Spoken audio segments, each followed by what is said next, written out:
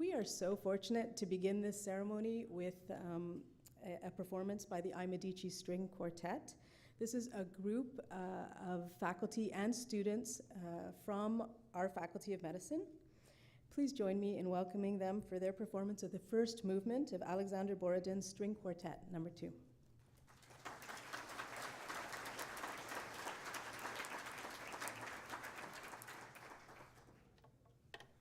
Thank you, Dr. Gupta. I have to introduce my colleagues. We're all members, of course, of the I Medici McGill, a 60, 70 strong symphonic orchestra. And let me start with Kian Lee. She is a graduate student in pharmacy. Larissa Mekmak is actually a professional musician. Danny Kim has started dentistry this year at McGill, and I've been a teacher of pharmacology for about 40 years and hope to teach this generation as well. Well, today we have chosen... We have a slight problem. Yes. And that is? We forgot the students. I thought so. I thought that they became invisible. This is the new mastery of... engineering, right? So I'll come back whenever they want me. I just want to say that this is not indicative of our faculty. We do not forget about our students. So I would like to invite the class of 2020 to come in before we start the musical interlude. We did it well, right?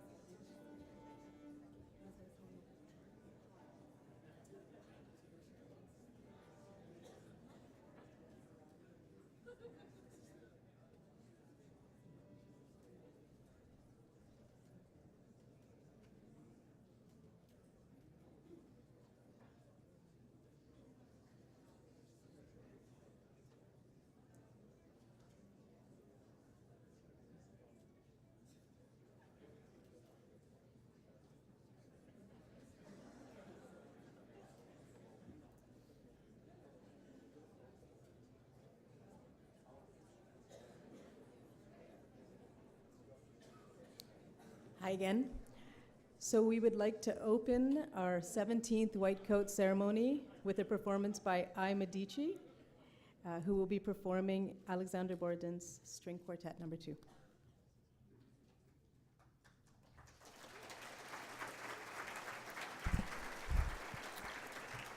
Good morning, Dean, class, parents, and faculty. It's our particular pleasure to be again participating in the White Coat ceremony. We have started 17 years ago, and you already probably know we are members of a larger group, I Medici McGill Orchestra, and let me introduce my colleagues. Kian Lee, a graduate student in pharmacy. Larissa Makmak, she's a professional violinist who is bringing the spirit of Borden with her because she studied in Russia. Danny Kim is a dentist student, first year, and I'm professor of pharmacology for the last 40 years. We have chosen to play a piece by Alexander Porfiryevich Borodin, a very prominent member of a group of 5 Russian composer that in 19th century introduced a national themes, national kind of music into this type of music, and he has been really not very productive in music because, among other things, he in fact finished medicine. He also did chemistry, and there is still Borodin reaction that we know about. So he has really managed quite a bit. This was not enough. He was also socially engaged because he started a medical school for women in 19th century St. Petersburg, so far ahead of his time. The only thing I could say that the same thing I Medici has practiced 29 years. We did music, we do medicine, we do research, and we are also socially engaged, being a very particular outreach organ of medical school. And I would like to invite you to our next concert. That is 19th of November, benefit concert for Cedars Cancer Foundation. And now enjoy the music. Thank you.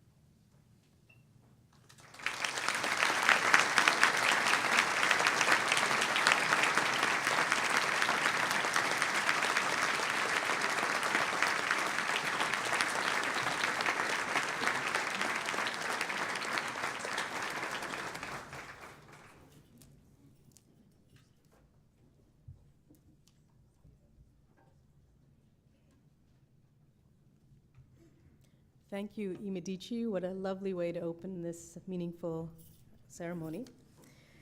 I would now like to introduce Dr. David Idleman, who is our Vice Principal for Health Affairs and the Dean of the Faculty of Medicine, who always has some astute reflections for our students on this day of educational milestone. Thank you very much, Namta. Morning, everybody. Morning, class of 2020. Family, friends. Je vous souhaite une bienvenue très chaleureuse ici, pas seulement en tant que doyen, mais aussi en tant que médecin. C'est un grand honneur pour moi de vous adresser et de m'adresser à vos invités à cette occasion tellement importante. I want to personally welcome and thank our keynote speaker, Dr. Rana Adish, a critical care physician and a faculty member of Wayne State University School of Medicine in Detroit, and author of In Shock, a personal memoir, who is going to speak to us in a few minutes. And on behalf of all of us here, I would like to express my deep appreciation to Dr. Frederick Braun of the class of 1972 and Maureen Braun, who graduated from the School of Nursing in the same year. They recently established the Braun Family Fund in Medicine in support of the White Coat Ceremony. So you can celebrate this important milestone together with your families today. So we're very grateful to the Braun family for their generosity. I'd also like to thank Dr. Don Boudreau and his team for once again putting together the White Coat Ceremony. Don has been a stalwart organizer of this for many years, and it's largely thanks to him that these events are a great success. And I also want to thank the entire organizing team who worked hard to make this possible.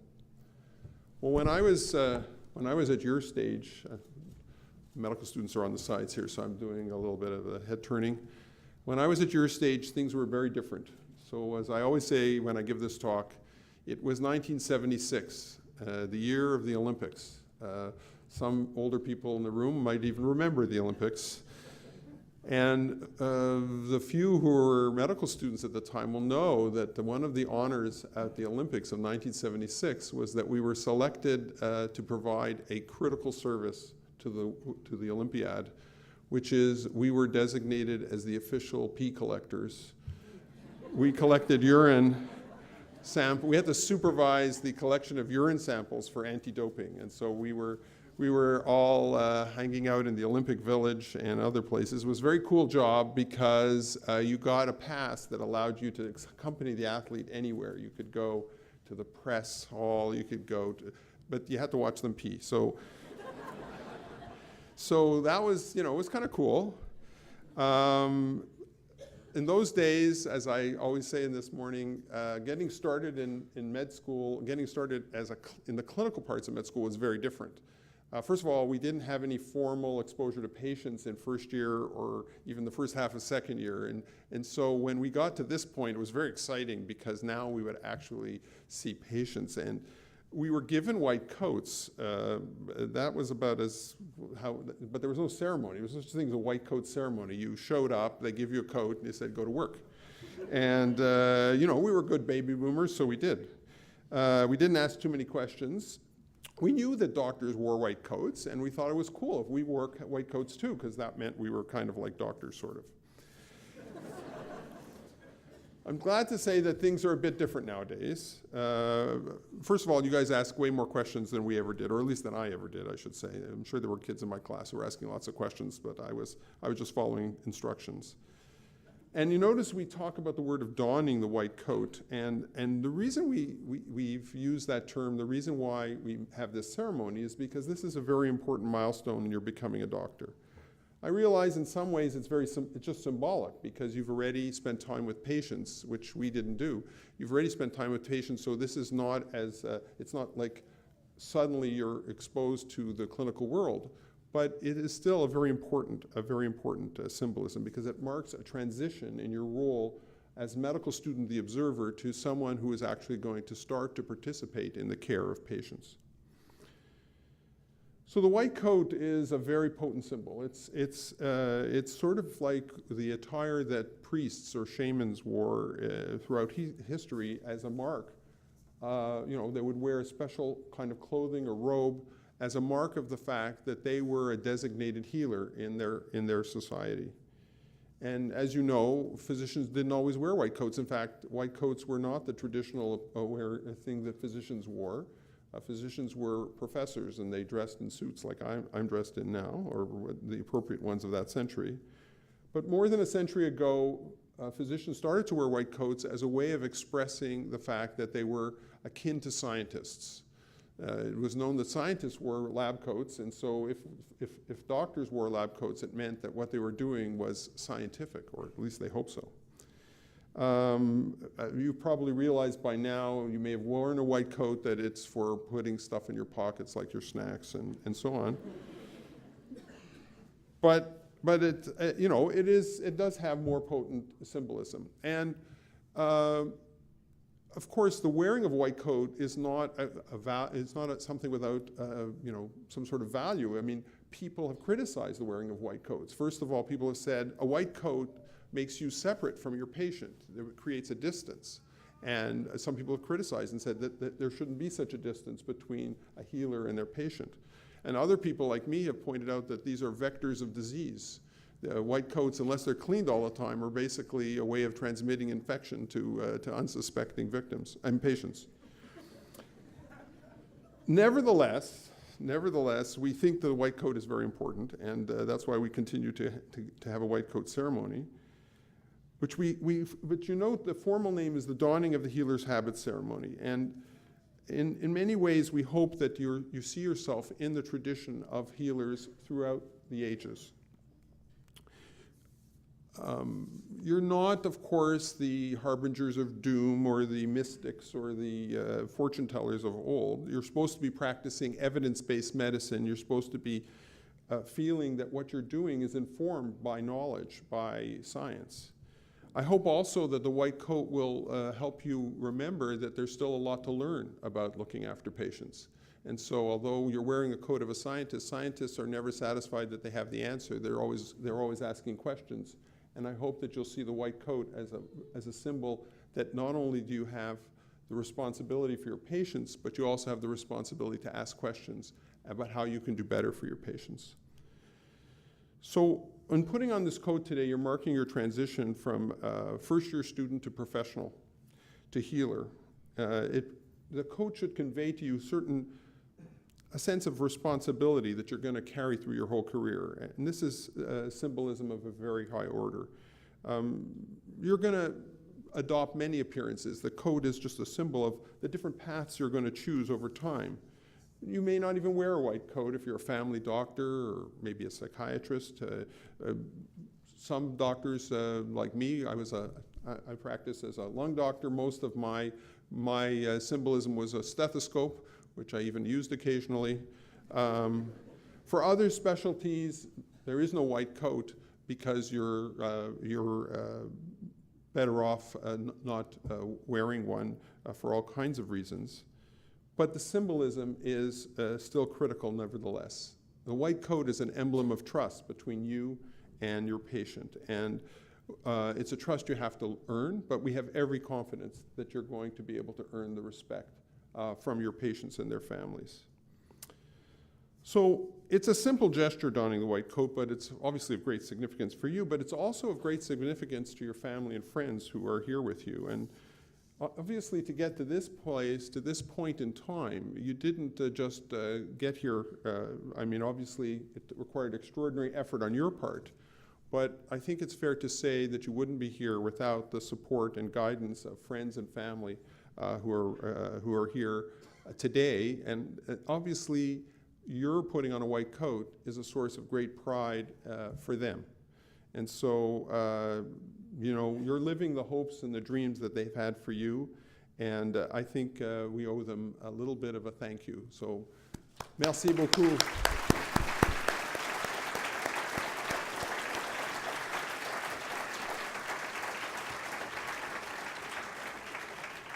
Alors, futurs médecins, au nom de la faculté de médecine, je vous félicite.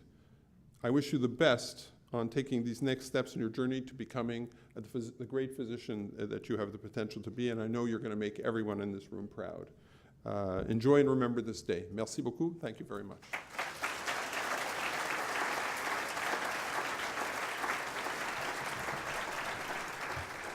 Thank you, David, for that historical perspective. Things have changed, certainly. It is my privilege right now to provide some of the opening remarks for today's keynote speaker. Having spoken with her earlier this morning, I'm really excited about this talk. Rana Audish is a critical care physician, and recently she's also an author. She serves at the Henry Ford Hospital and is presently the director of the Pulmonary Hypertension Program. Recently, she was also named the medical director for the care experience at her hospital, and she has the specific mandate to improve patient experience and to speak to patient advocacy and to talk about this at healthcare centers nationally. After suffering a critical illness herself, she has an avid interest in improving empathy through connection and communication. She lectures to physicians, healthcare leaders, and medical schools. If that weren't enough, in 2016, she was named the Henry Ford Hospital's Critical Care Teacher of the Year, and she's been nominated for the Compassionate Caregiver of the Year by her peers. I am always in awe of colleagues who perfectly capture in writing the human condition and its intersection with our medical system. I think it seems that Dr. Audish has done just that. Her New England Journal of Medicine Perspectives article, My View from the Edge, went viral, garnering 100,000 hits, and is ranked in the 99th percentile for its outreach. In her soon-to-be-released novel, entitled In Shock, she writes her own memoir of a doctor facing death. It has been quoted to be hauntingly perceptive and beautifully written. A review of her book by a physician peer states that reading her book simply and immediately made him a different doctor. I, for one, can't wait until it hits the shelves in October. Having said that, the students and their mentors can now get a sneak peek as Dr. Audish generously donated the book to the Osler Library, where it now sits. I look forward to her words of wisdom, insight, and compassion, so please welcome Dr. Rana Audish. Thank you.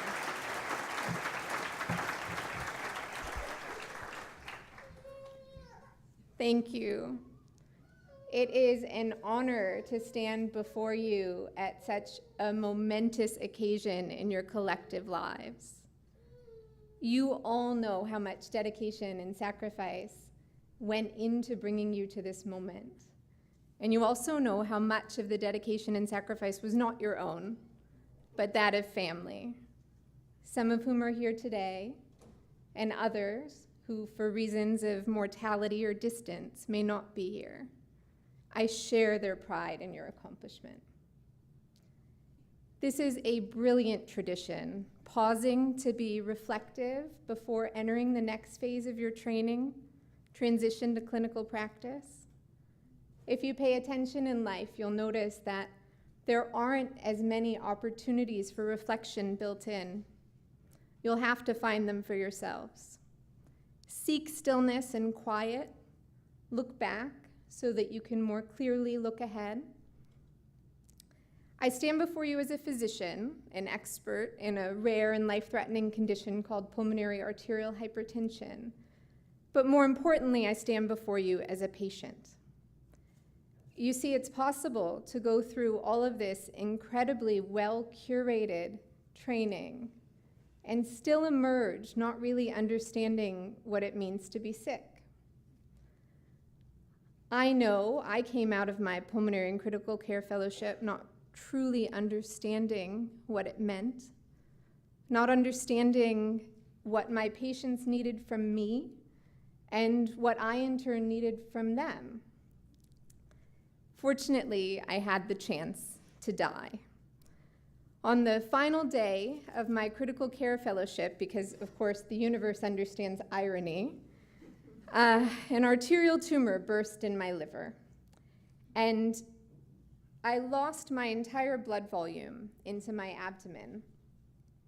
My liver failed, crushed by the weight of the massive bleeding. I had a stroke due to the lack of blood flow to my brain, and my kidneys shut down from the hemorrhagic shock. As toxins began to accumulate in my bloodstream. My heart began beating aberrantly and then not at all. In the operating room, I heard them say, "We're losing her." And I remember thinking, I think you're right. In fact, if I can see myself on the table, perhaps I'm already lost. I felt weightless, buoyant even, small, and yet so expansive, as if I were part of everything all at once. The devastating pain that had brought me to the hospital was gone, and I felt completely at peace. 2 weeks later, I would find myself dying again. I had only just barely survived that first night. The baby I was 7 months pregnant with did not survive. It strangulated from the lack of blood flow. When they closed me that first night, they actually closed the fascial layers with a kind of suture they refer to as a whip stitch that they normally reserve for funerals or autopsies. So 2 weeks out from that first catastrophic night, I was in the surgical ICU. I had come off the ventilator, but my respiratory status was still precarious. My kidneys had failed, and fluid kept reaccumulating in my lungs. I was alone in my ICU room. The nurse had laid me flat and then left to get something that she'd forgotten. Left flat, my heart rate accelerated and my oxygen saturation plummeted. My alarms sounded, but they were always sounding, and at that point had lost meaning. We all had alarm fatigue. My vision tunneled, and I attempted to breathe into my lungs, which felt as sodden as soaked sponges. My arms flailed, and I knocked the call light onto the floor, effectively eliminating that option. As I began to lose consciousness, I saw above me, like a beacon, the code blue light. I pressed it. The room filled quickly with confused, albeit engaged, providers who, while they wondered aloud who had called the code, simultaneously went about inserting drainage catheters into the space around my lungs, tubes into my stomach, supplied me with high-flow oxygen, and allowed me to breathe again. Amazingly well-choreographed interventions that were literally life-saving. And yet when they went to leave, I found I didn't want to let them. I asked them, could we please talk about what just happened? One of them turned and explained to me that I had reaccumulated a pleural effusion, that they had drained liters off my lung, that it had effectively been drowning me. But that wasn't what I meant. My question was not a request for data. As doctors, we so often believe that every question is a response for data. It's how we're trained. It's far harder to decode the emotion encoded in the question. It's far harder to recognize fear and respond. I wanted to talk about how I had nearly died, twice now, for those of us who were keeping track. It felt as if we should be talking about it. At that point, having completed my critical care training in an active tertiary care hospital, I had probably participated in or run hundreds of codes. I had never once, not ever, considered talking to a patient about their mortality, their near death, or their emotions about it. Why? Because medical training, if we're not incredibly careful, will teach us that that is not where our value lies. That our value lies in knowing the answer when asked. Our value lies in solving difficult problems. We've memorized and codified mountains of medical content. You've learned the nerves and arteries of the brachial plexus, the difference between nephritic and nephrotic syndromes, so that when asked, it was accessible and accurate. We work hard at that. It's a gratifying and enviable position to know the answer when asked. You will go on to learn so much more. And as you do, you may be shocked and saddened by the indignity of illness. You will see terrible, difficult things. And you will learn to approach these diagnoses methodically, with intellectual curiosity and a clinical distance. A large part of our training as physicians is spent learning to diagnose and treat diseases. It's what we study. We are not as well trained to see the people burdened by the diseases or to recognize and tend to emotion. That poor doctor had no idea what I was asking of him. And to be fair, I don't think I knew what I was asking of him at the time. I knew why my kidneys had failed. I knew why I was in respiratory failure. But I didn't understand why. I entered the hospital as a physician. I left weeks and weeks later in a wheelchair, having had a stroke. I was missing important words, some of my favorite words, like shoes, no longer accessible to me. I was unable to even put on socks unassisted. I couldn't walk more than a few steps. I had to completely reimagine my identity. That was a gift. The wound is the gift. In the empty space where I no longer existed, I had the opportunity to truly evaluate what medicine had given me and what it didn't have to give. We all want to be seen,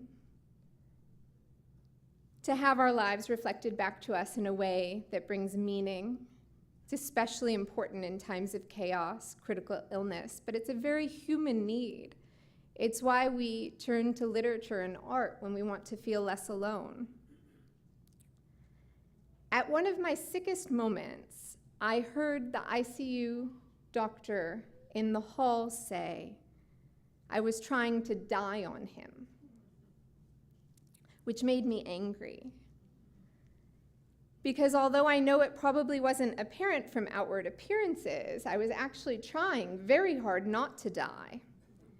And I thought it strange that he would attribute that intention to me, that he would put himself on one side and me on the other.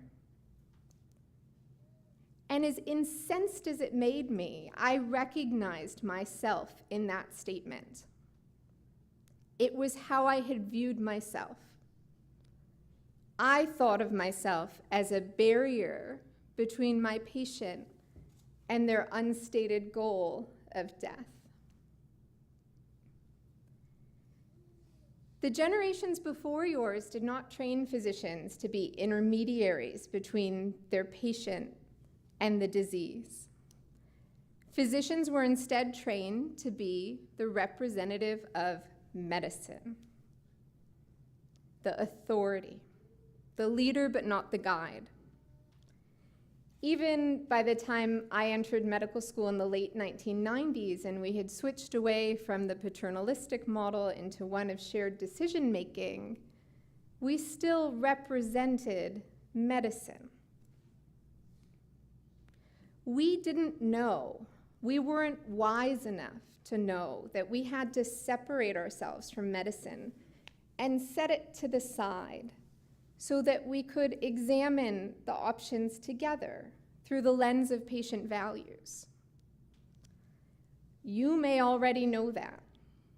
You have the wonderful advantage of training at an institution that values active listening and other attributes of the healer on attending to and representing your patients. You may be far ahead of where I was. I hope you are. Even if you know all of that, even if you're light years ahead of where I was, I want you to be very careful not to allow the training to disembody you. Stay connected to your own emotions, even when they're difficult. Because once physicians are disarticulated from their emotions, it becomes very hard to acknowledge and tend to the emotions in the room. And not being able to tend to your patient's emotions, not being able to be a healer, can be incredibly isolating. We all know the statistics of suicide and attrition and alcoholism. They're not getting better, despite the best efforts of well-meaning institutions. Spend time listening to your thoughts without judgment. Observe them, write them down if you find that it helps, share them with others. You'll find you're never as alone as it may seem. As you may have noticed in gross anatomy class, we are all remarkably similar beneath the surface. Recognize when your narrative is overly self-critical or self-defeating. Learn to be kind to yourselves. Practice self-compassion. Allow your brain to fill with empowering thoughts. Those thoughts will become the road that you travel and what you build your life around. Medicine is so storied, so venerated. We have such a rich collective history. And yet, in so many ways, you must not let our past actions guide you. You must forge a new path. Because to meet the challenges ahead, you will need to fundamentally reimagine the role you will play in your patients' lives.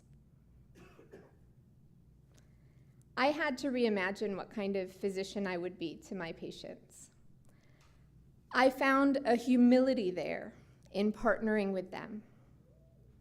I found inhabiting the role of humble Sherpa much more authentic to me than any sort of perceived authority. I knew the path through illness. I could chart it for them.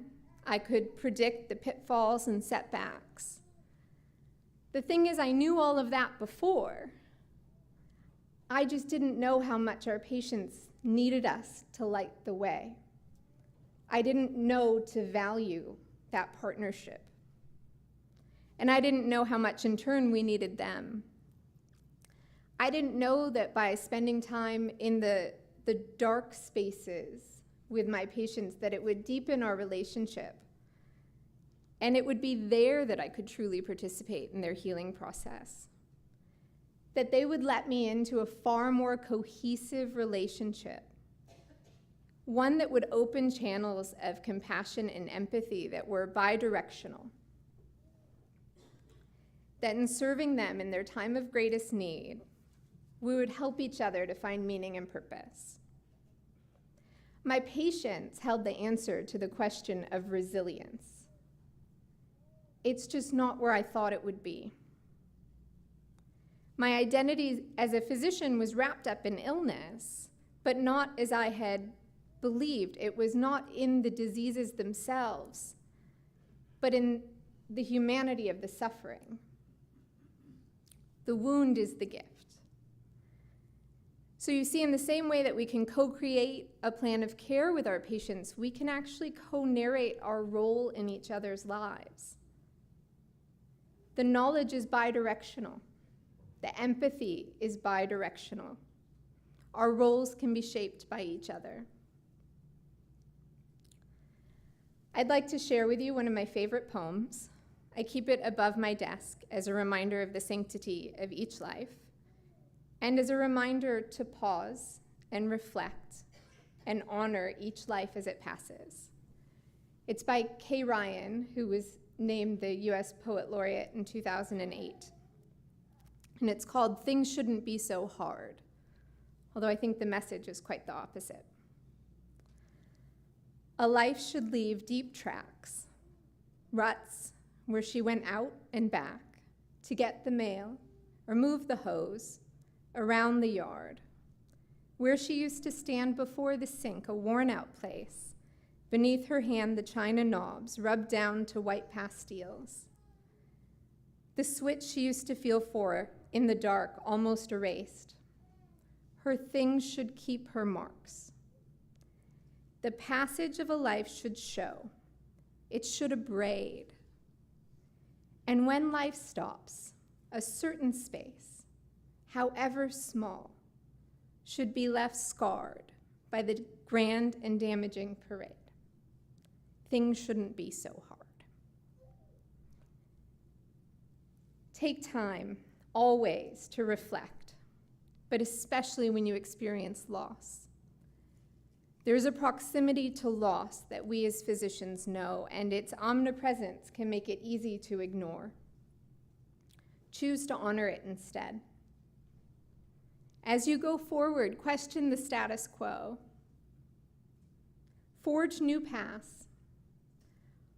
Honor all that proceeded before you by elevating medicine back to a position of partnership, a place of humility, and a very human willingness to witness suffering in all forms, even if that suffering is your own.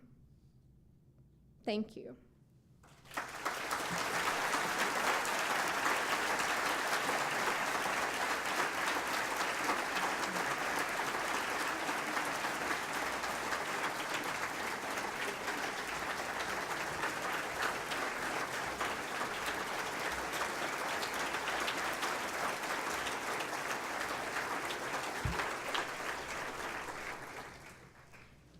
Thank you, Dr. Adish, for that highly personal, deeply moving reflection.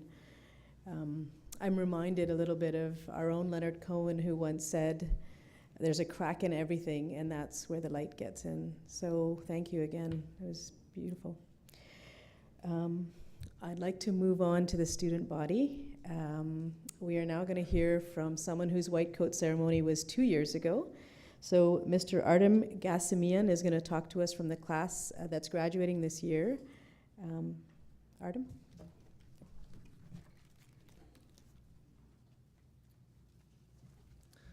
Thank you, Dr. Gupta, and also thank you very much to Dr. Adish. That was really a very deeply moving address.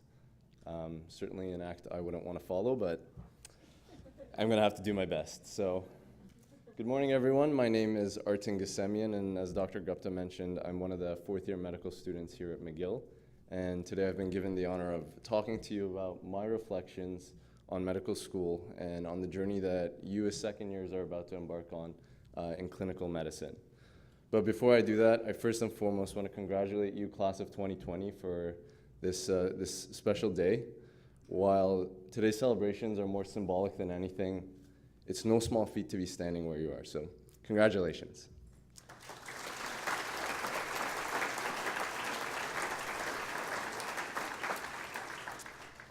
And also friends, family, and loved ones who are in the audience and watching at home, congratulations to you as well. While this is certainly a big day for all the Med 2s, today is as much your day as it is theirs. Today. Oh, go.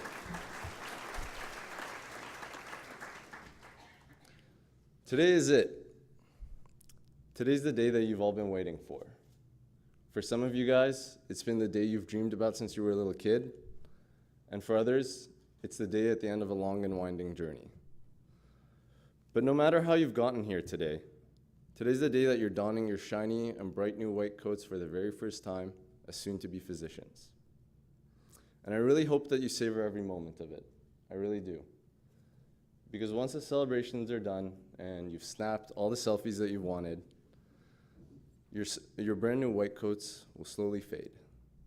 They'll never be as white, bright, or clean as they are today. Today you don the white coat, an act symbolizing you stepping into the role of a physician and assuming your identity as a healer. But it's much deeper than what meets the eye.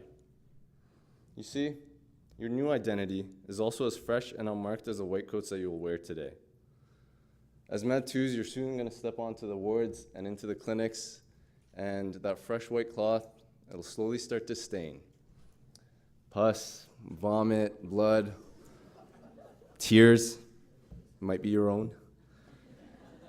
But what once was white will slowly stain, marked by all that it's been through, much like you will. Today you're a blank slate, and I mean that in the most positive way. You're a canvas that's just waiting to be marked by the experiences that are to come over the next few years. Much like your white coat will tell the story of thousands of interactions, spilled coffee, and exploded pens, so too will your identity be a reflection of all the experiences you've had. I'm not going to stand up here and lie to you and tell you that every experience I've had over the last couple of years has been amazing and wonderful and it's all been so easy, because that's not true. The truth of the matter is, while much of what I have seen has been amazing and has shown me how wonderful medicine can be, I've also witnessed and taken part in my fair share of situations that have shocked me, left me frustrated, angry, and downright demoralized. And some days, the bad far outweigh the good. Those are the hard days. Those are the days that made me question medicine as a career. You will have those days too. I can almost promise you that. But just know it's normal. Now, what I'm saying might sound a little scary, but I'm sharing this with you for a reason. To pass on what I've learned. And that is, no matter what you experience in a day, whether it's the joy of bringing a new life into the world, or witnessing terrible patient care that goes against everything you believe and everything you've been taught, you have a choice in how you carry that forward with you. I've learned that in medicine, you will see the best and worst of the medical community, of humanity, and of yourself. And the secret to prospering through all of it is no secret at all. It's awareness. And it might sound like I was bribed by the physicianship committee. Believe me, I wasn't. I tried. But the key to growing with experience, good or bad, is to reflect on what you do and see every single day. During my clerkship, I've had days where I've gone home and wrote down about the significant events that happened that day. Examples of unwavering dedication to patients, medical culture that just didn't sit right with me, and difficult emotions when dealing with certain difficult emotional situations, dealing with death and dying. And these are just to name a few things. In doing so, I've learned that I've had so many positive role models to model myself after. For example, I was amazed at the energy, time, and compassion that my family medicine preceptor gave to a dying cancer patient and her whole family to ease her suffering. Reflecting on my days also made me open my eyes to some very difficult realizations. Just recently, I had to acknowledge my own desensitization in the hospitals after I walked right by a patient's room after he'd fallen and called out for help. I heard his plea, but it didn't even register in my mind. And it wasn't until another visitor in the hallway stopped me and told me what had happened that I actually stopped and went back to help the man. There was a rude awakening, and it made me kind of feel saddened and, frankly, a bit ashamed. But I couldn't be more glad that I had that experience to remind myself to stay aware, stay compassionate, and stay grounded.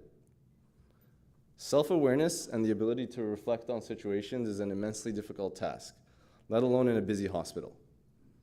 It's even harder when you're sleep-deprived or having a bad day, but please remember, you're going to be seeing patients at the worst days of their lives, and they deserve for you to be there for them. And when you are, believe me, it's one of the best feelings you'll ever have. Today, your identities as physicians may be blank, but you have the freedom to shape them into whatever you want them to be, and take that responsibility seriously. For this, I want to offer you two pieces of advice. One, invest yourself wholly into the new clinicians that you are going to become. As the newest generation entering clinical medicine, each and every one of you have something unique to contribute, whether it's something as grand as revolutionizing your specialty, or something as humble as developing your own approach to each and every patient. Secondly, question everything you see, whether medical practices and guidelines, attitudes, or the system as a whole. Ask questions and form your own informed thoughts and opinions. If something doesn't feel right, ask yourself why. Learn the facts and make the choice to change it for the better. A 92-year-old patient once told me through teary eyes, "I'm old and I'm sick, and one day you'll know what that feels like." One day, your parents, yourselves, or even your future children may be patients, just as your patients are someone else's parents, spouse, or child. Strive to be the type of physician that you'd want treating the people that you hold dear, and you will change everything for the better. If we could change ourselves, the tendencies in the world would also change. Never forget this. Lastly, on a less serious note, you guys are in a very privileged position in society, and you will carry that role with you going forward. But contrary to what some of your friends and family and even yourselves believe, you guys are human. You do need to eat, you do need to sleep, and you do need to have fun. So make sure you make time for yourself, for your friends and family, exercise, whatever it is that makes you happy, even if it's binge watching a season of Game of Thrones in one day. No judgment. Take care of yourselves, take care of each other, ask your friends how they're doing, and remember, no matter how you feel, whether you feel on top of the world or down in the dumps and don't know if you can keep going, you're not alone. And there's always people there to talk to. One last clinical pearl. There's no award for not using your flex days, so interpret that as you will. On that note, I want to congratulate you again, class of 2020, for this huge milestone. As you leave here today, I hope that you're all very proud and that you hold your heads high, because you're going to see further and wider than all of those that have come and gone before you. And yet, as you go on to do great things in your careers, I hope that you never forget the giants whose shoulders you stood on to get to where you will be. Your friends, your family, your teachers, and most of all, your patients. Thank you.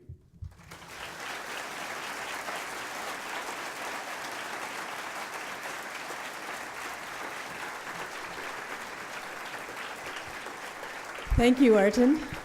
You are a walking example of the fact that somewhere between today and fourth year, that identity formation occurs, and we have healers and doctors.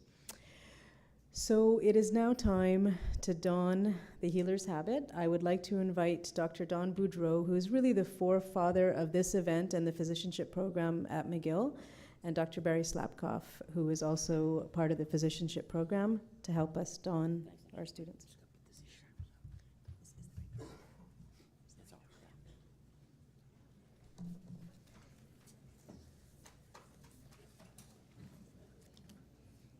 So we're just going to take a few minutes to set up here.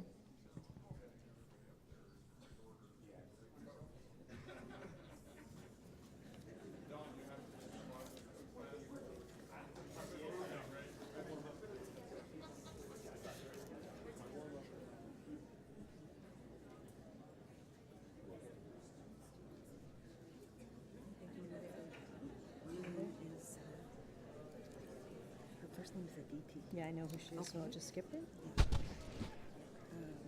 I just skip her? Yeah. Or should I say her name anyway? I'll just say the news because I don't know what's happening. Okay. And there's another number 54, B54. Who's not here. Or shouldn't. Okay. Oh, they should have changed it. It's okay. Save them all. Just save them all.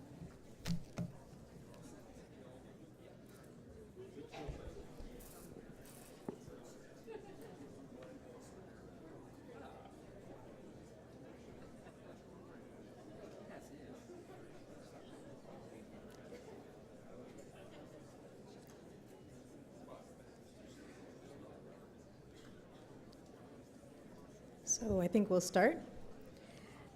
Abdeam Jacob. Yeah.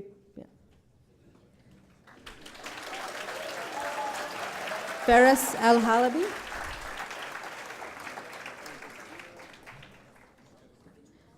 Andre Aldea.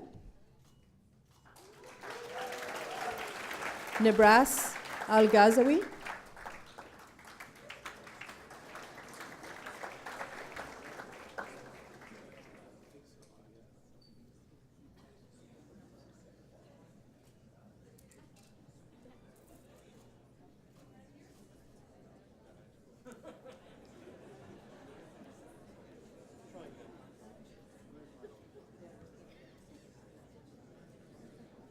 Sonia Anshush.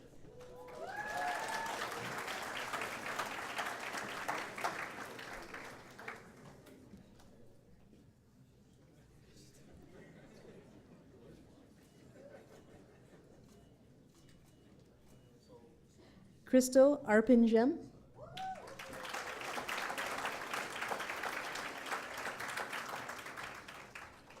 Malaika Awari.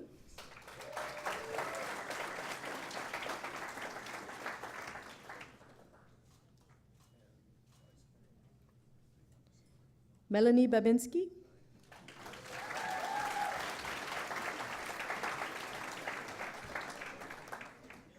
Puya Bandeji.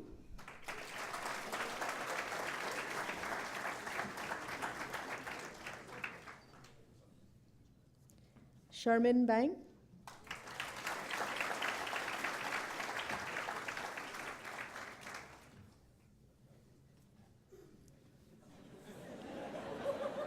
Alexander Banks.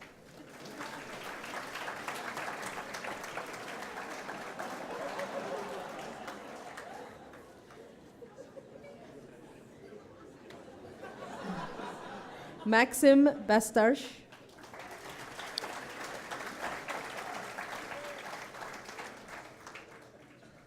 Alan Bateman.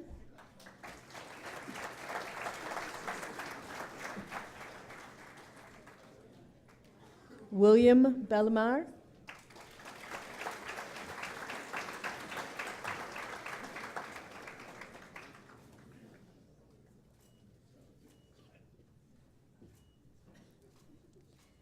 Noah Ben Ezra.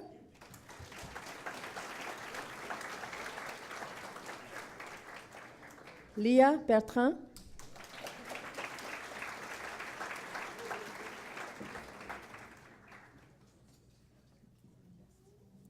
Gordy Best.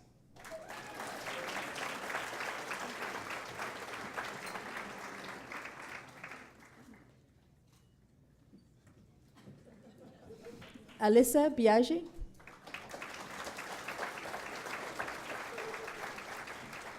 Virginie Blo.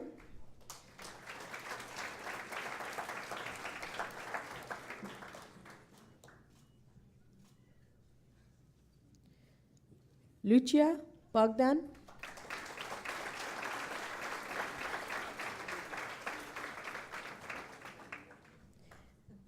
Levon Budagian.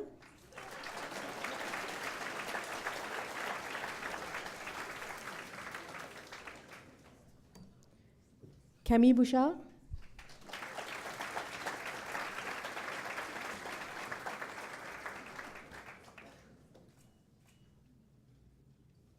Nela Bukili.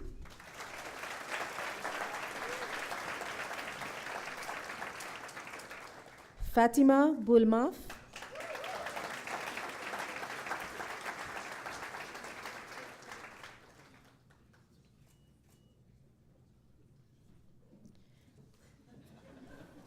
Clément Bishinga. Valérie Caldas.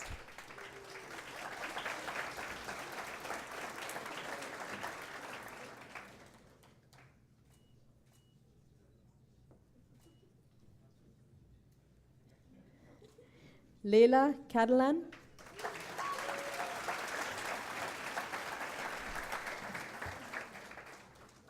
Annie Chabot.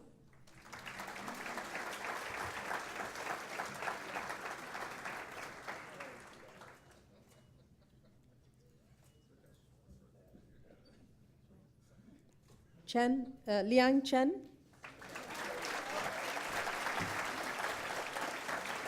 Rocky Chen.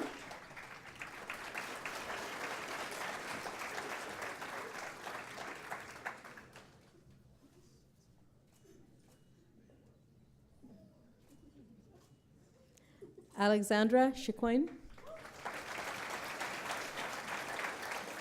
Dan Cohen.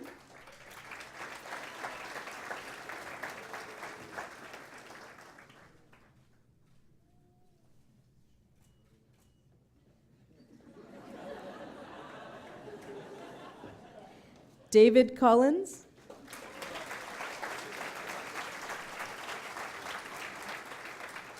Audrey Conero.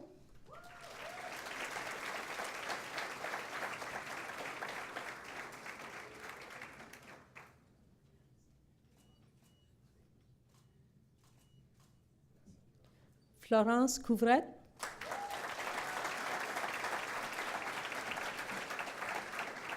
David Cui.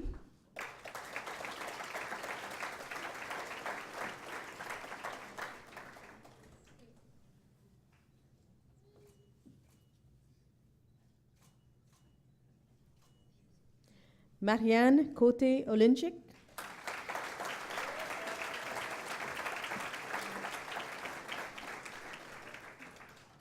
Davide DeMarco.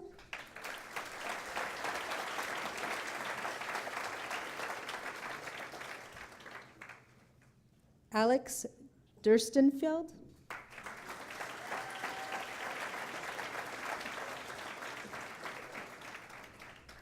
Matt DeRusso.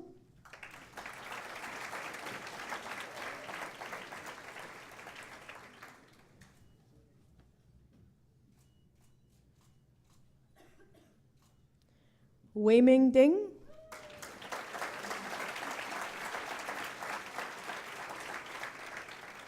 Zachary Dionysopoulos.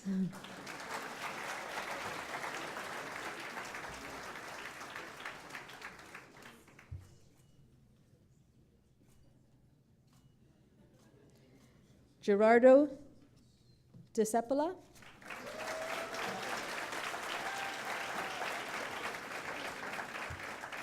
Christopher Doyle Kelly.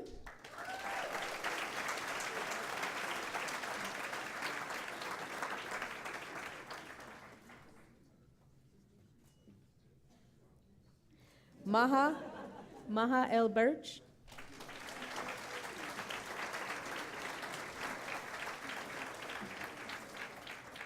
Jason L. Bilali.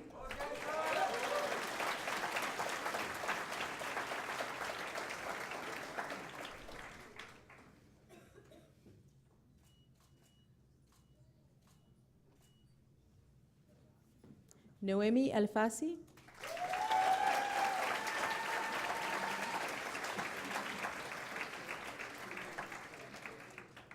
Hassan El Hawari.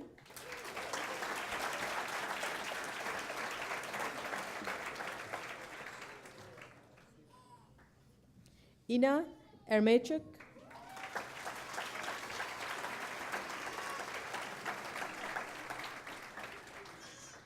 Leila Faradel.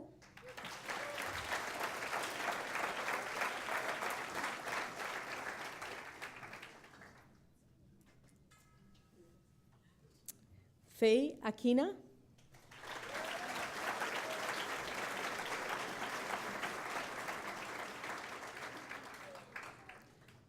Carolina Festa.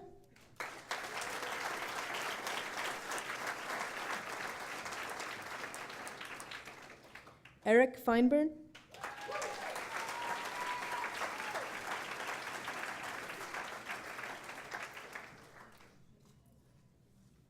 Carolyn Frank.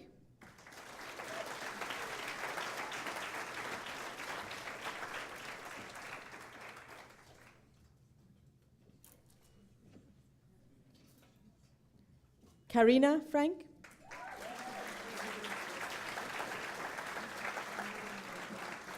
Nathan Friedman.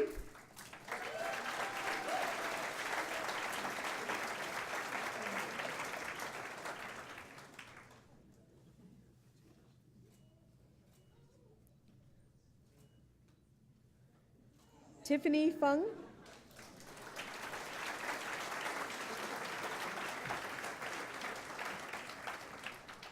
Caroline Gagnon.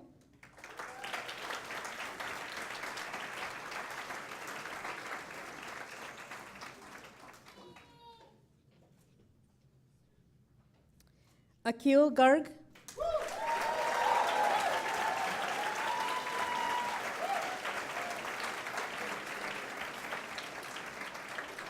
Ian Gerard.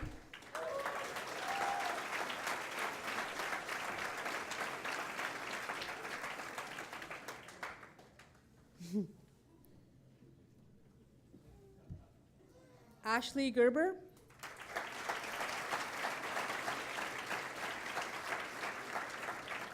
Miriam Gali.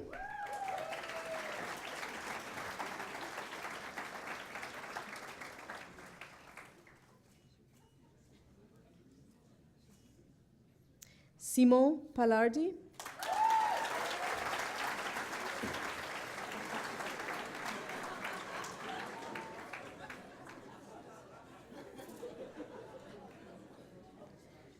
Arya Gomulin.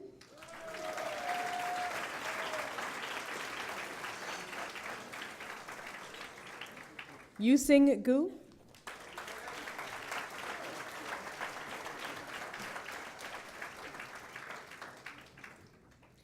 Melissa Guzio.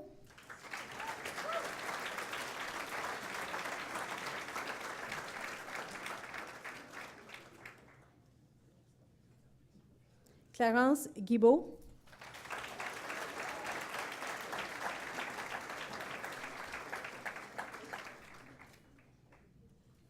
Tara Gedeon.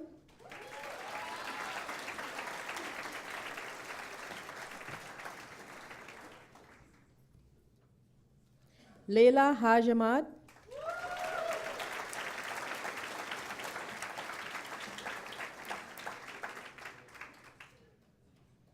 Amanda Hakala.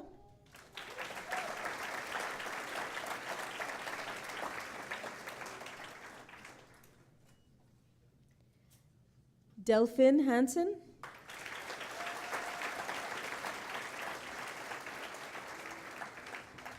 Kelly Hannigan.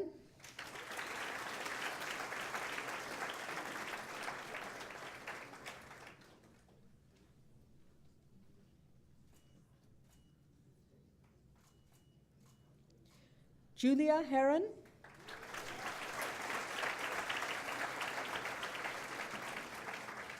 Lorenz Holbein.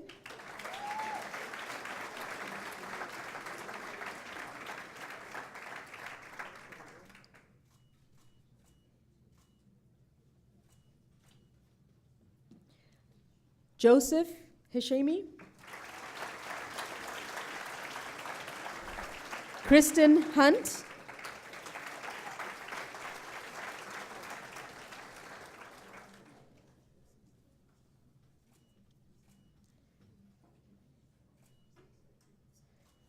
Siwen Jin. Owana Jumanka.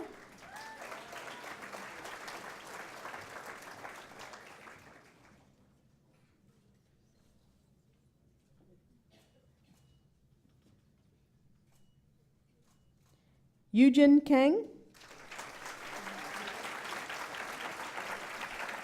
Yukyung Kang.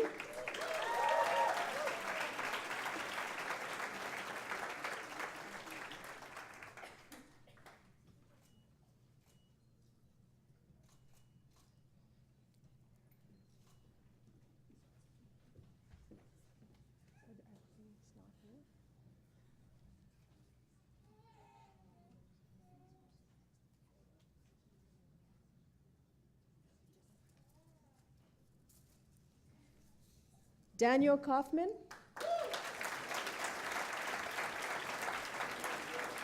Lauren Kay.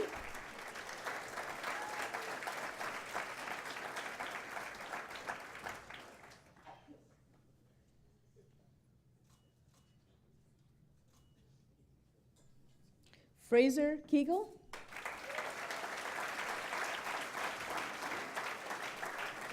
Kier Louis.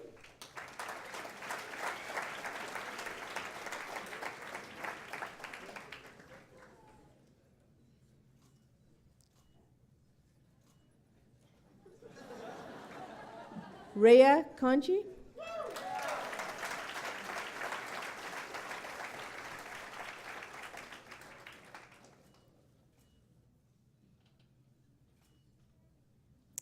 Jesse Kulaga Yoskovitz.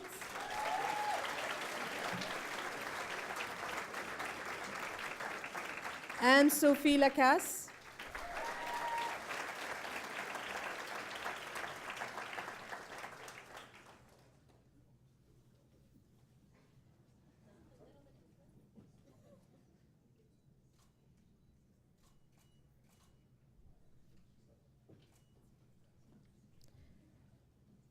François Lagacé. Courage Lalavi.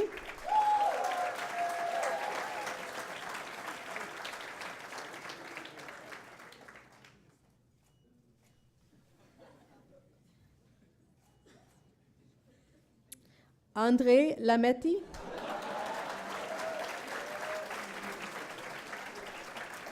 David Lasry.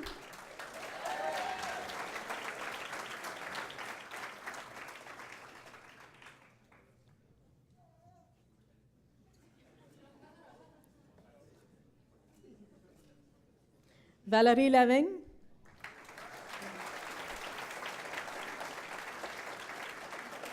Marissa Legale.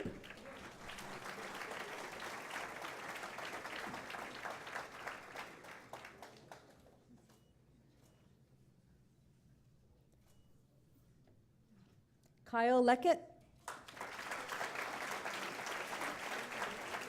Philippe Léger.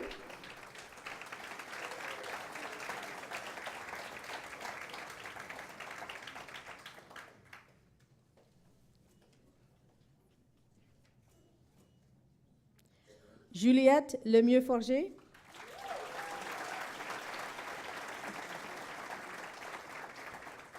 Kay Shuan Lee.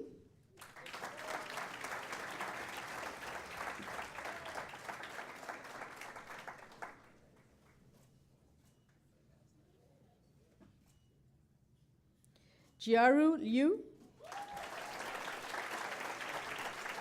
Wayne Locke.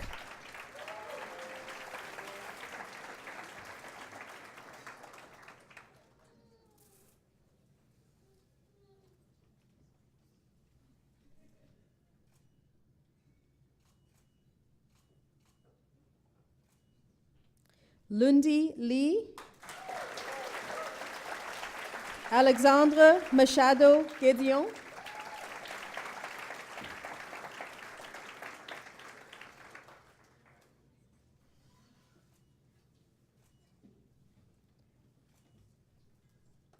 Nathalie McKinnon.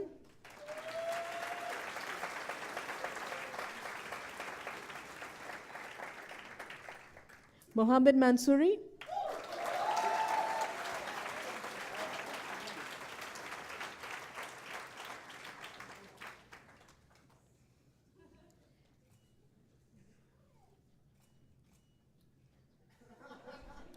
Benjamin Mappin Kazuri.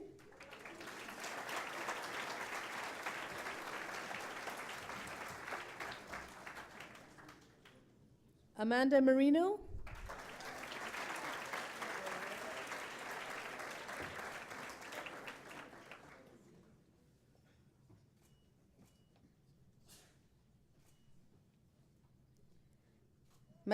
James Matina.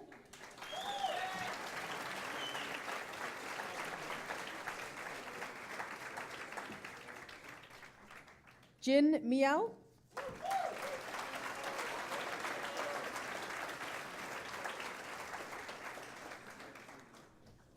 Jenny Mitchell.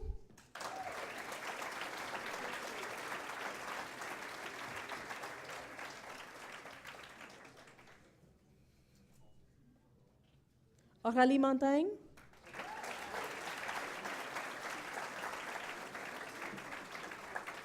Olivia Monton.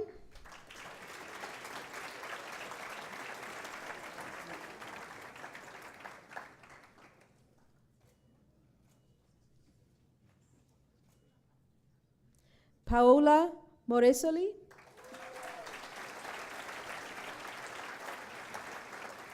Sean Minoz.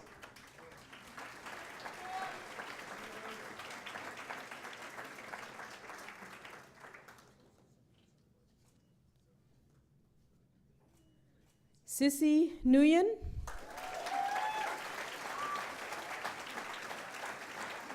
Antoine Normandin.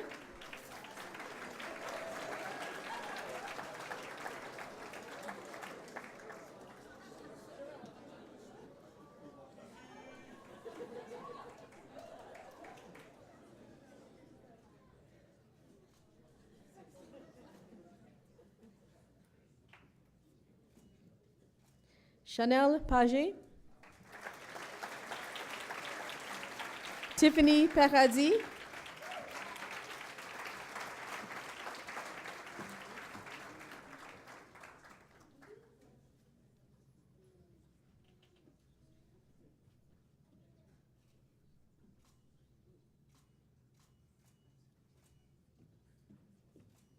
Eloise Passarella.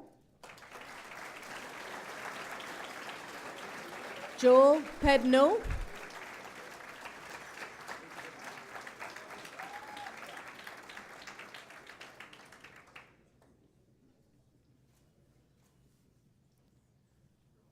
Heather Pekelis.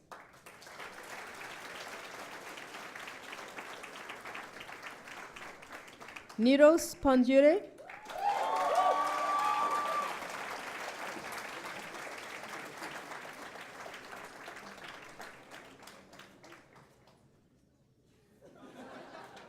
Noemi Potier.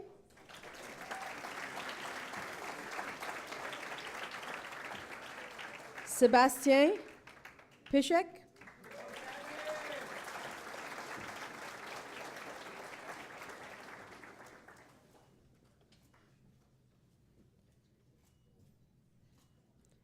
Teddy Kendro.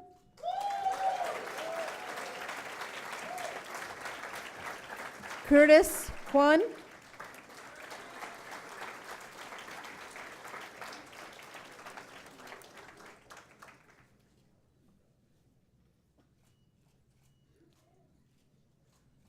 Kenza Rahamuni El Idrisi.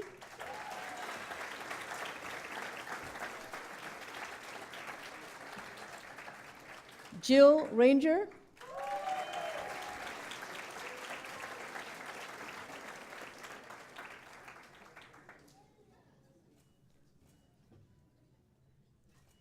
Antoine Ricard Lacombe.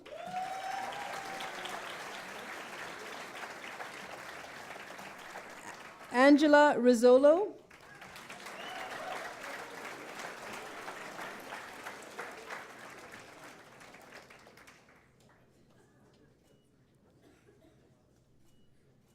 Joanie Rochette.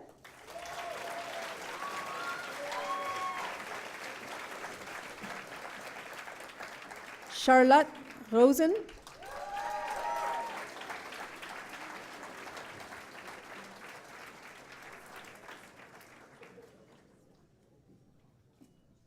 Catherine Roy.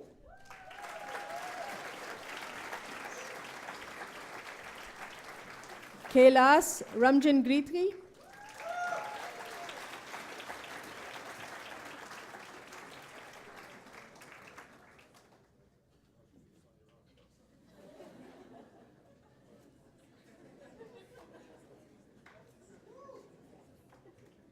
Dinella Rushani.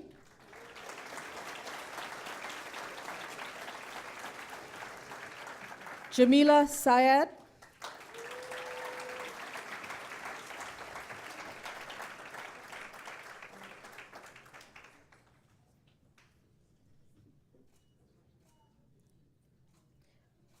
Eliana Sache. Ali Salimi.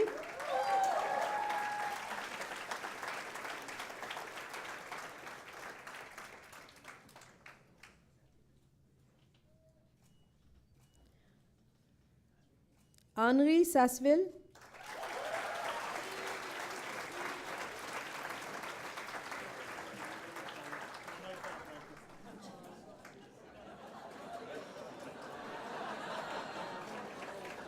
Tanya Sasson.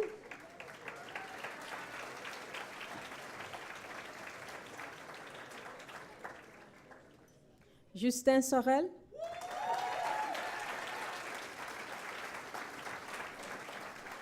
Joshua Schwartz.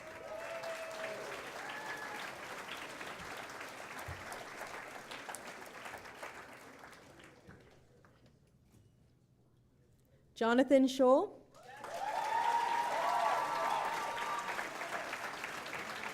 Yubehi Shen.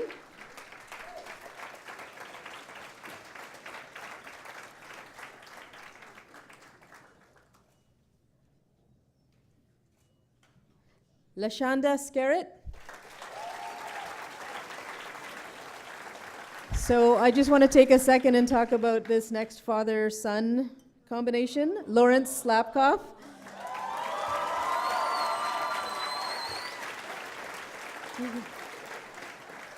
We'll forgive Barry if he takes long.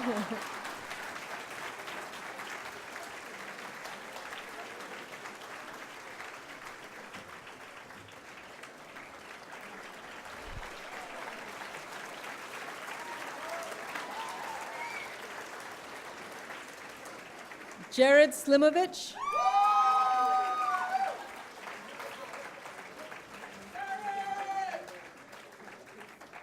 Alistair Smith.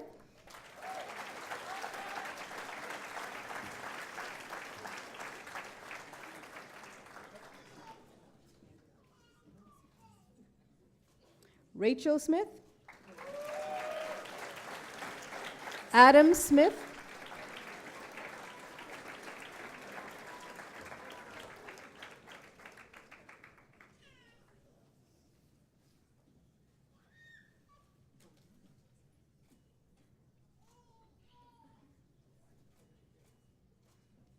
Gasson Sufi. Catherine Spenard.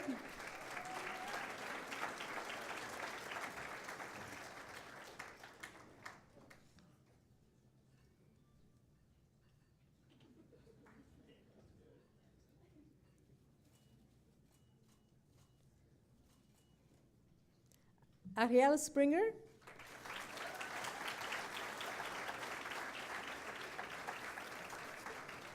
Angela Stamiris.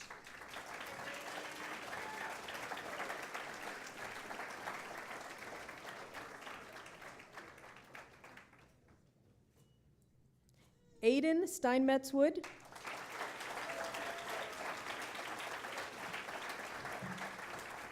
Alexander Swierkot.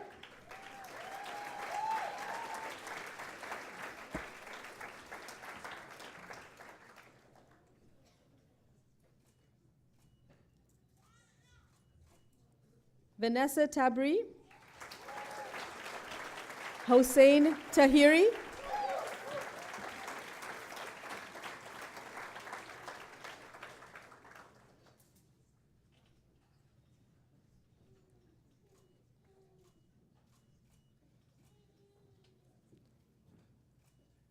George Talley. Jessica Tat.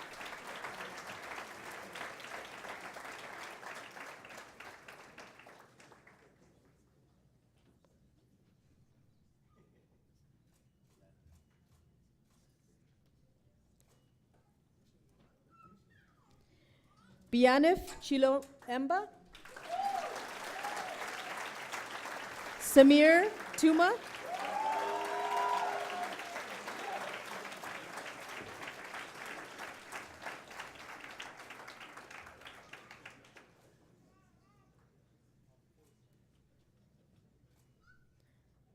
Amanda Try.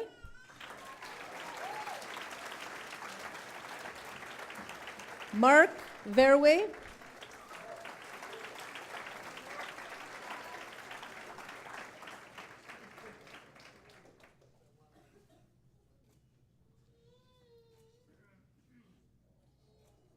Noémie Villeneuve-Cloutier. Oleg Vuznuk.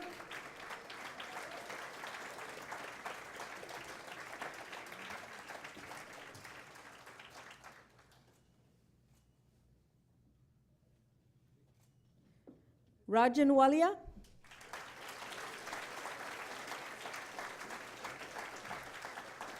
Nicola Wilk.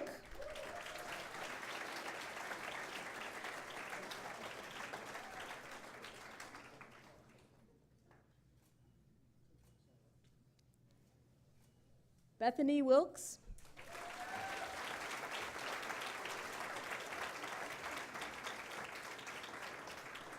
Jeff Wong.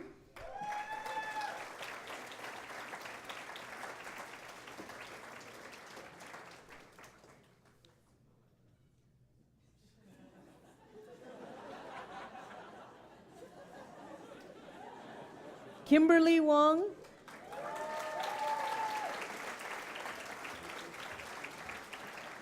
Wei Wu.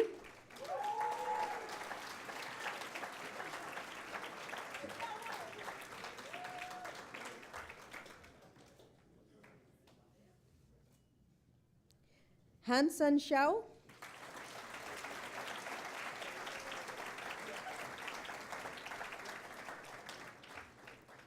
Yizu Xiao.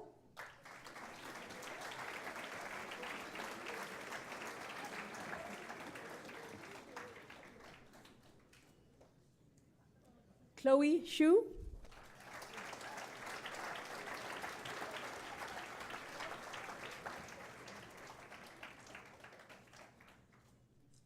Anne Yin.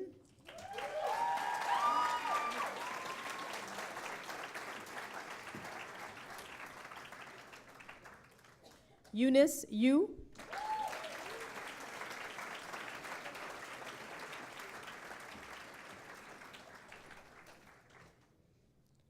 Carmen Yu.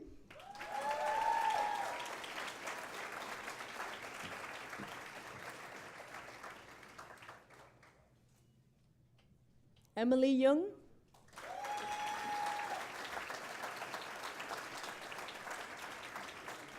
Sarah Zahabi.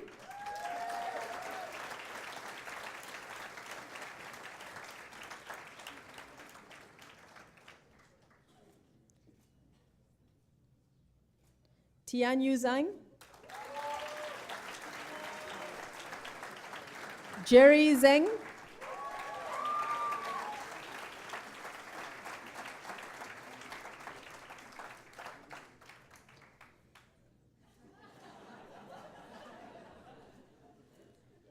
Sarah Zhu.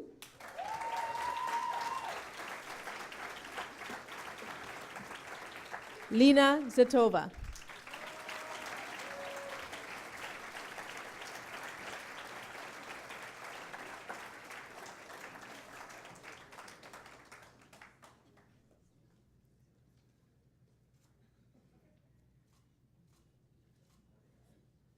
I want to take this minute to just say from the Faculty of Medicine, we are already so proud of you, class of 2020. We're so happy to be a part of this important rite of passage. Congratulations.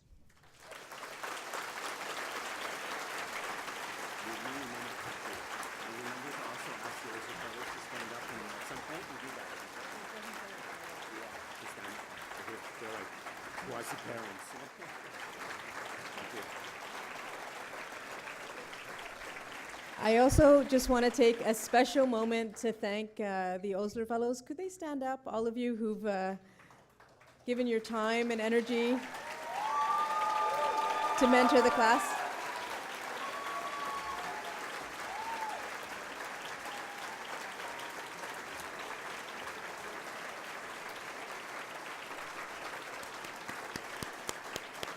Thank you, Osler Fellows. So it's time to hear from you. I would like to invite Ms. Kimberly Wong to come up and address her class as class president.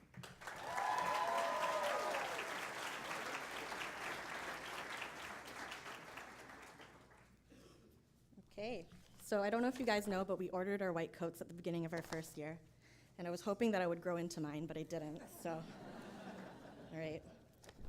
So hello, family and friends. Thank you for sticking through us for the last hour and a half. I'll keep it short, I promise. But on behalf of the McGill Medicine class of 2020, we would like to take this final opportunity to thank every person and every team that made today possible. So firstly, thank you to Dr. Cummings, Dean Idleman, Dr. Gupta, Dr. Slapkoff, and Dr. Boudreau, and the Faculty of Medicine for their continual support throughout the year and for the next 3. Thank you as well to the organizing physicianship team, who organized all the details behind the scenes and put an unbelievable amount of work into what we just experienced today.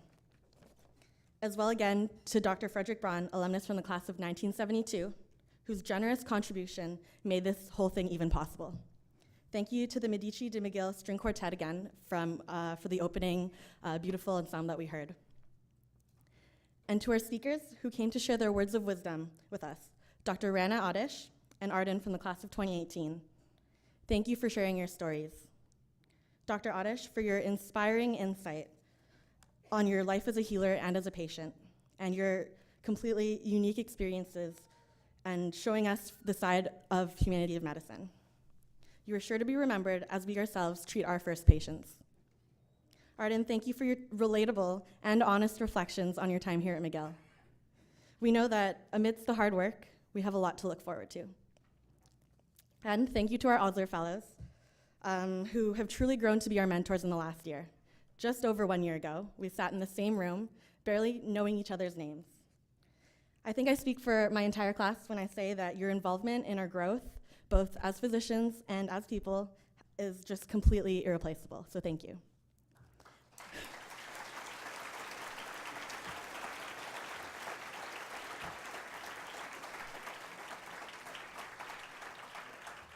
And last but not least, thank you to our friends and family who fill up the seats in front of me today, as well as those watching on the live stream, or even those that are watching from above.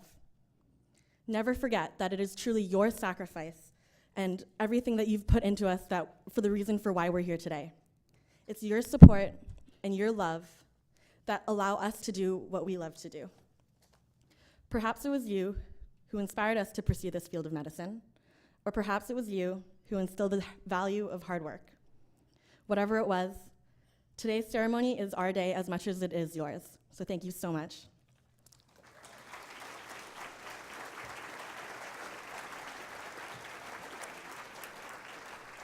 And finally, before we leave, I think it's appropriate to express my deepest congratulations to the class of 2020.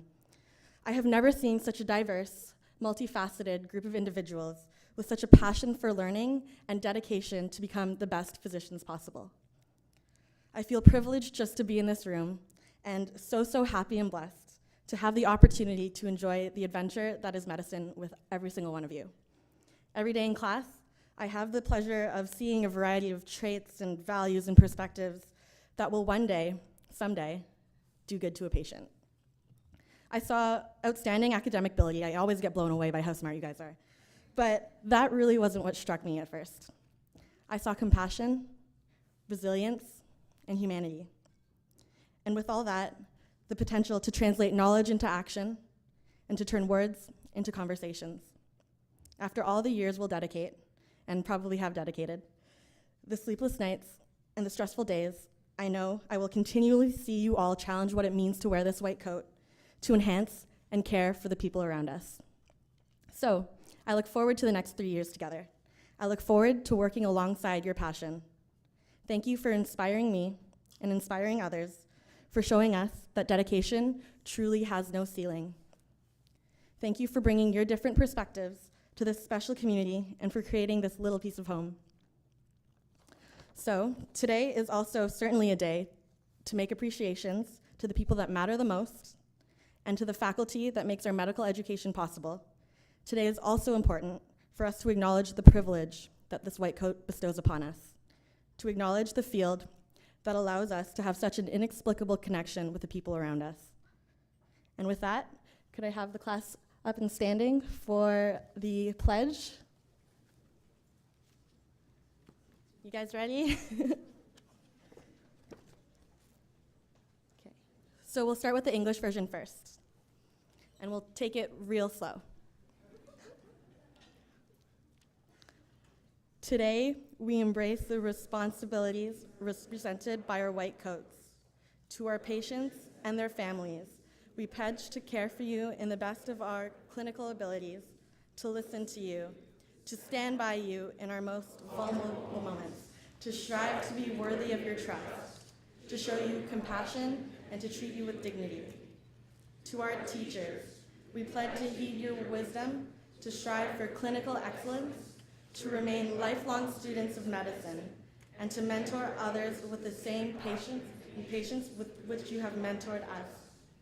To our peers, we pledge to support each other, to help each other grow as professionals, and to hold each other to the standards of our profession, to the values of this pledge, and to the expectations of our patients. To our loved ones, we pledge to be as loving and supportive of you as you have always been for us. To our community, we pledge to advocate for an equal and just society for everyone, which is the foundation for good health. Today, we humbly enact the values of this pledge as we embark on this journey together. Okay, en français.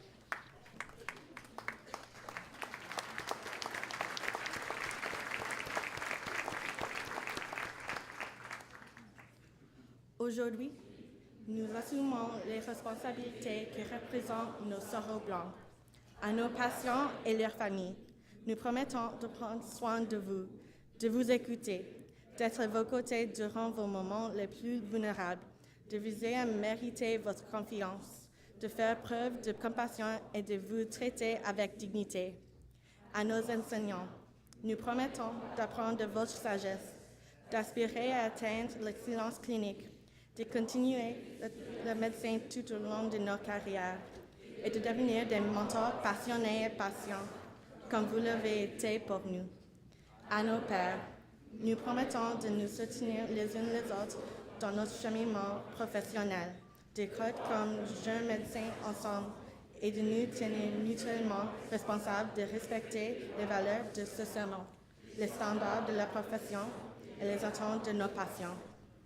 À nos proches, nous promettons d'être aussi présents et attentionnés envers vous que vous l'avez été envers nous. À notre communauté, nous promettons de défendre les principes de justice et d'égalité pour nous, une communauté saine. Aujourd'hui, nous adoptons humblement les valeurs énumérées dans ce serment, alors que nous entamons ensemble ce nouveau chapitre de notre formation médicale.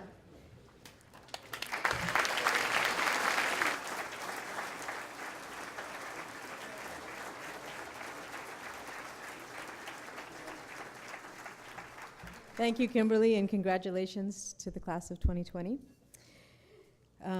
We're also wanted to thank everybody who's on this journey with the class of 2020. We're now going to invite you either into the foyer or to the sides of the rooms as we set up for our celebration. We need about 5 minutes to arrange, and please take your personal belongings from your chairs because they will be moved. It would be a great time to snap some photos for our photo contest. So if you want to know more about that, you can go onto our Facebook page. You'll find some details about the photo contest, how to enter, and what the prize is. We hope that you'll contribute some of your photos so that we can share them. And as far as the formal part of this morning, it's a wrap. I can't believe they gave me the mic. So there you go.